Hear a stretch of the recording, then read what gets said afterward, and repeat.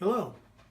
Today we're going to take a look very briefly at a little project. This is just kind of a sort of small scale, sort of what are we looking for, trying to solve a problem, and just very basic sort of stuff. Again, part of what I'm trying to do is just to inform people who don't know very much about electronics or electricity that some stuff with just a little bit of knowledge can be done very easily. So what we have here is a kind of dirty, I have not even attempted to clean it up.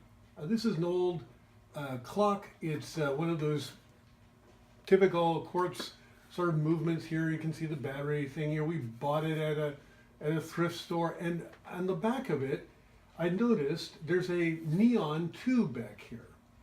Now that's kind of curious. So I'm thinking, this thing, and you can see it's just dirty and dusty, and we had initially bought this as just a wall clock for my son's room with not even a thought as to, it was just bright green, it looked kind of cool, and it was only later that I noticed that there was this neon bulb. I wonder if the neon bulb fires. All right, so I looked at the plug here. There's a power adapter plug in the clock, and I looked up the manufacturer, Platinum, and there's a whole line of platinum neon clocks. I looked at one of the power supplies there. It's not for the same clock, but it did indicate that what it wants is a power supply that will deliver 12 volts at 500 milliamps. So I looked that up, 12 volts at 500 milliamps, and I'm thinking, I wonder. So it just so happens that, like a lot of people, you get a piece of electronics. And over the years, these electronics come with these wall adapters. This one happens to come from a Linksys router that I had that no longer works, but I kept a power supply because who knows? I just happened to, and I have a box full of these. All right, so what we see here is the connector on the clock side. You can see there's this interior pin here, all right? And then on the edge here, you can see there's a little connector that's going to connect up with the barrel of the power supply cord. Let's take a look at that. All right, so here's the power supply cord. Here's the barrel of the cord. Here's the interior where the pin is going to come and make contact. And this particular wall adapter, sometimes they're called wall warts by other people. You know, they just kind of look like a big giant wart.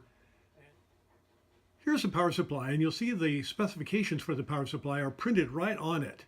So here we can see a little diagram here showing the outer barrel, which is going to be negative, and the inner pin area, which is going to be positive.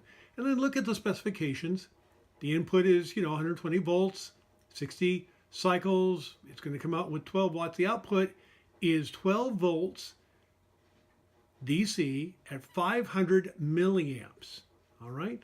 So that's going to match, that's matching, at least on the sticker, the specifications that we saw in other similar clocks with neon tubes. All right, so one of the things that I think is important to mention is that, remember, we're not actually sure what the voltage and current requirements are for this device. I've looked at other devices that are like it, but not this particular model, and found that what those devices needed was 12 volts at 500 milliamps. Now, that sounds a little iffy to me, and I'm a little concerned. It's not like this is a hugely valuable piece of equipment here. If it, goes poof and sparks and flashes, it'll be very spectacular, but nothing really is hurt. No money is really lost. But I really feel a great deal of confidence that this is going to be okay because neon is somewhat forgiving. It's not whether it's 12 volts or 9 volts, it's whether it's 12 volts or 24 volts. It's not 500 milliamps, it's 500 milliamps versus only 50 milliamps. I mean, that's the kind of thing that's going to make the difference just to make the neon fire up. Obviously, we want the closest match as we can, but in this case, it may not make that big of a difference. So we're going to see. This is going to be a little bit of an adventure. Maybe we'll see sparks and smoke. Hopefully not. All right, so let's go into the next step. All right, so this is going to be a basic lesson on how to use a volt-ohm meter. This is a very standard volt-ohm meter, was used on engineering and school benches for decades. This is a Simpson Model 260, very, very classic piece of equipment. And the way this works is it really is pretty simple once you understand what's going on. So you have these two leads, okay? One is red, one is black. Black by convention is usually the negative, red is the positive. You plug the leads into the meter here. The black goes to common and the red goes to plus. And then before you use the meter, you need to kind of set it up. And so that's the dial here. And what we want to measure first are volts, DC volts. So we go over here and we look and we say, well, we're thinking that this is probably going to be putting out 12 volts, but we're not sure. So what we're going to do is we're going to take it all the way up to the 500 volt mark and then see what happens. Because if it turns out to not be putting out 12 volts, but putting out 100 volts, we don't want to blow out the meter. So remember that I said that the plug, the inside of the plug is plus and the outside of the plug is minus. So what we're going to do is we're just going to go ahead and put the inside of the plug like that. That's going to be the plus side. And then we're going to look at the meter to see if it deflects. Here's the 12. Yes, it does a little bit. So that looks like we're doing well. So we're going to pull the meter down to the 250 volts. Yes, a little bit more. And then we go to the 50 volts. The 50 volts is going to read this meter here. On this scale, the top end is 50. And at 50, it looks like, yeah, pretty much we've got close to what looks like 18 volts. Oh, that's kind of curious. It's only supposed to be giving us 12 volts. The needle should be coming over to here, but it's actually giving us more. So that's kind of curious.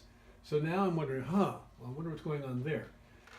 Okay, so now what we're doing is we're going to be using a different meter. This is a small, pretty inexpensive multimeter, digital, as you can see, rather than having the dial, it has a digital.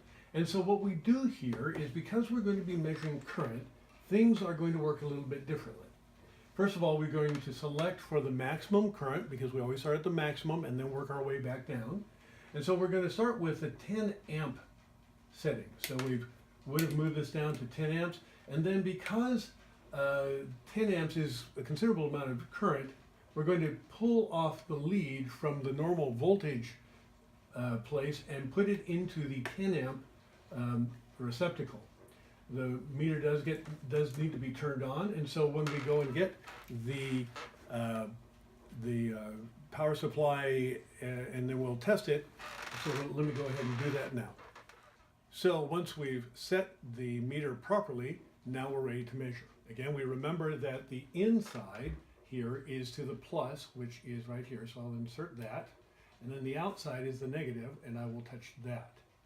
And what we're reading is 2.43 amps. 2.43 amps. 2.4, 2.39. It varies, but really what we're looking at there is about 2 amps. All right, so that's kind of what we're getting out. So what's intriguing about this is that this wall adapter is actually putting out more current and more voltage, just measuring it straight up, than it's rated. Now, why would that be? Well, it's because this is supposed to be powering a device. So once this begins to power the device, that device is going to start loading it down, and it's going to start reducing the actual voltage and current that's needed. So the wall adapter is actually providing a little bit more so that there'll be plenty in reserve for when it is actually working. So what we're looking at here is something really good. We're looking at this is putting out the right amount of power. So now the ultimate test, right? Now the test, is it going to fire up the neon or not? All right, so that's what we're going to do. We're just going to plug this in, and here we go. So let's see, maybe we're going to get smokes and sparks, or maybe not. Obviously, I would have some idea what's going on here. So anyway, we're going to try this up, and sure enough, look at that. It fires right up. Doesn't seem to be shining unusually brightly. I don't, I've done this already, so I don't smell any current or anything burning or any heat. It just seems to be doing a very nice job of just displaying. Let me turn off the light here, and then you can kind of see how this looks in the dark, which is kind of cool. Okay, so there's the light. It seems to be running just fine. The neon seems to be glowing about the right brightness. And so we actually have a clock here that we could, that now looks actually pretty cool. Before it looked kind of darky. We didn't even realize there was kind of a cool neon backed light. Now we've got this. I'm thinking I want to hang this up and, you know, enjoy it. So I'm going to just softly clean up the kind of mess that's on the front here, and then put in a new battery and see if that works. All right, that'll be the next. Okay, here we are. So all I've done now is I've just done some very superficial surface cleaning. I haven't tried to polish up the lens or anything like that. Just tried to clean it up. It looks a lot nicer now. I put a new battery in the back, a typical AA battery, set the clock, and now it's ready to go, and it's got that kind of cool neon glow to it, and so that's kind of fun.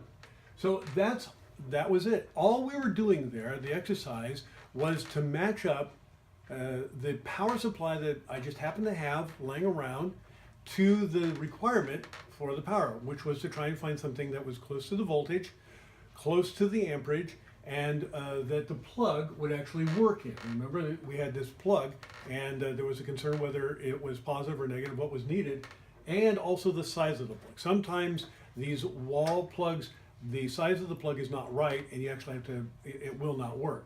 So that was great. We just plugged it in, it fired up, and we are ready to go.